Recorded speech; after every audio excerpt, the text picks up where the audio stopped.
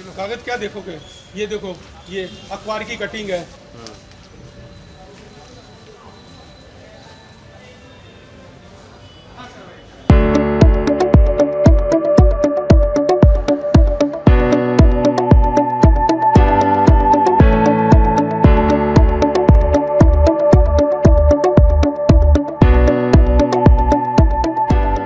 मैं मामला लेके आया हूँ चंद्रवरदाई के एफ ब्लॉक की जो मुख्य सड़क है वो यूआईटी के या एडीए के साइट प्लान में 24 मीटर चौड़ी दे रखी है। वो आधा किलोमीटर लंबी है, रामगंज थाने के सामने वाली है।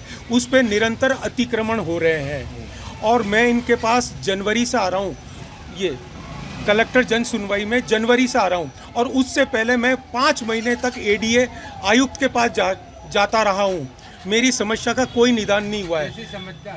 वहाँ ये समस्या है कि सड़क की विड्थ कम कर दी है और अतिक्रमण बढ़ रहे हैं और इनकी मिली भगती है, भ्रष्टाचार चल रहा है।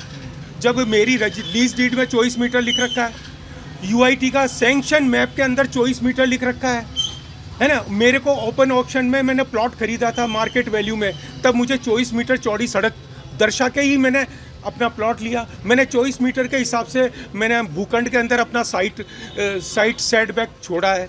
अब ये न तो मतलब मैंने 2001 से मकान बनाया, आज 2025 हो गए, उस सड़क की कभी सुधि नहीं ली जा रही है। नालियाँ बिल्कुल टूट फूट हो गई है, घरों में पानी आ रहा, पानी के टैंक में बदबू का माहौल हो रहा है। अब कहाँ तक सफाई करेंगे? मैं जनवरी से आ रहा हूँ, मैं आज जुलाई हो गया, परेशान हो गया हूँ मैं। खाना पूरी हो रही है और क्या है? और क्या? कलेक्टर साहब खुद ही लंच के बाद बैठते हैं यहाँ 12 बजे तक आते हैं, जबकि उनको ये सरकार ने दायित्व दे रखा है तो 10 बजे आके उपस्थित होना चाहिए उनको और फीडबैक लेना चाहिए कि कौन कौन सी कंप्लेंट की कितनी कंप्लाइंस हुई है। समस्या साहब ये है कि मैं पिसागढ़ का रहने वाला हूँ, बसी मोहल्ला पिसागढ़ का। मेरा नाम गोपाल महेश्वरी है साहब।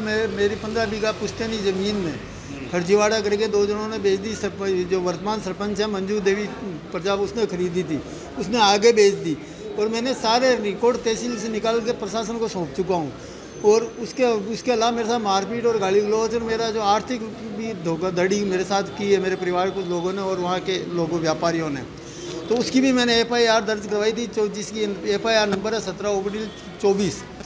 मैं 2 SP साहब से मिल चुका हूँ, यहाँ 2 कलेक्टर साहब से मिल चुका हूँ। पहले भारती दीक्षित जी से मिल चुका हूँ पर्सनली 3 बार और 3-4 बार आदरणीय लोकबंधु जी से मिल चुका हूँ। और उसके अलावा जन सुनवाई में मैं आज 4थी बार आया हूँ, पर मेरे को राहत नहीं मिली है।